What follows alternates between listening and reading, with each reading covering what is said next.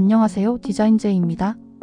오늘은 제가 겪은 일과 과거의 뼈아픈 경험을 통해 AI 시대 개인정보 노출이 얼마나 위험한지 이야기해보려 합니다. 특히 SNS에 무심코 올리는 사진 한 장, 글 한 줄이 어떻게 악용될 수 있는지 함께 고민해보고 싶어요. 1. 최근 경험 끈질긴 피싱, 그리고 나의 대처. 오늘 저는 황당한 메일을 하나 받았습니다. 마치 거래를 제안하는 듯한 내용이었는데 자세히 보니 압축 파일 안에 또 압축된 실행 파일이 들어있더군요. 압축의 압축이라니? 백신 프로그램을 피하려는 아주 교묘한 수법이었죠. 이런 악성 메일은 왜 보낼까요? 그들은 수많은 사람들에게 무작위로 메일을 뿌려 단 한 명이라도 설마? 하는 마음에 클릭하거나 절박한 상황에 놓인 사람이 혹시나 하는 마음에 열어보기를 기대합니다. 저처럼 거래라는 말에 혹해서 내용을 확인하려 했던 사람들의 심리를 이용하는 거죠. 다행히 저는 실행 파일을 다운로드하지 않고 바로 삭제했습니다.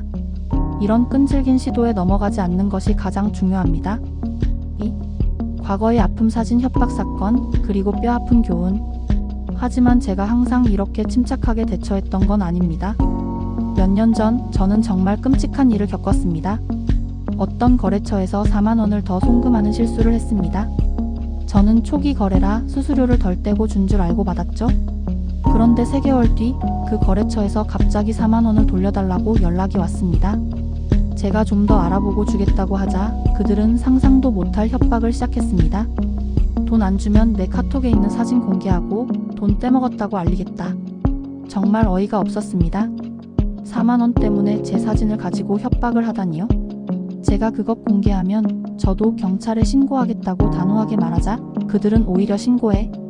그럼 자기는 더 심하게 너 사진과 너에 대해서 알린다며 협박의 수위를 높였습니다. 결국 저는 더 큰 피해를 막고 지긋지긋한 스트레스에서 벗어나기 위해 그 4만 원을 보냈습니다. 돈이 아까워서가 아니라 그런 악질적인 사람과 더 이상 엮이고 싶지 않았기 때문입니다.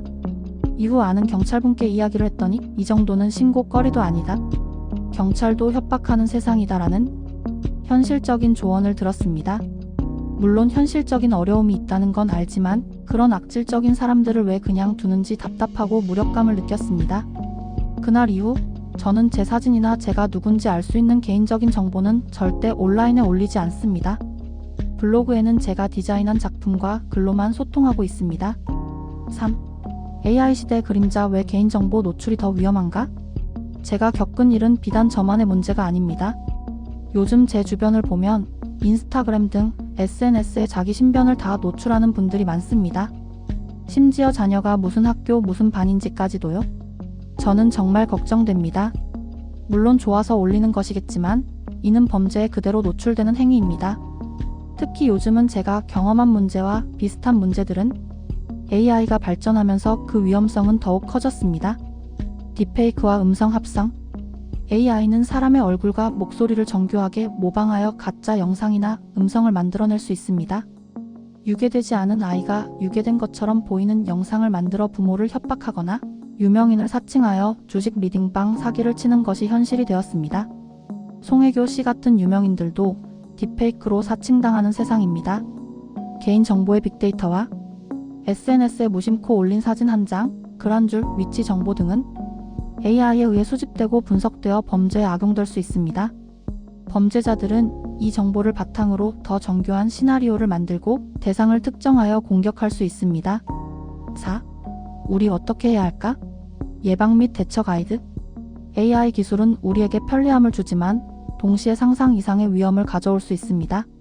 스스로를 보호하기 위해 우리는 더욱 경각심을 가져야 합니다. 개인정보 최소화. SNS에 올리는 개인정보 사진, 위치, 가족 정보 등을 최소화하고 특히 자녀의 학교나 학년 등은 절대 공개하지 마세요. 의심 또 의심.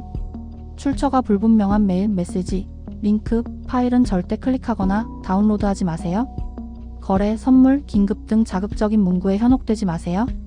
보안 설정 강화. 사용하는 모든 계정의 비밀번호를 주기적으로 변경하고 2단계 인증 등 보안 설정을 강화하세요.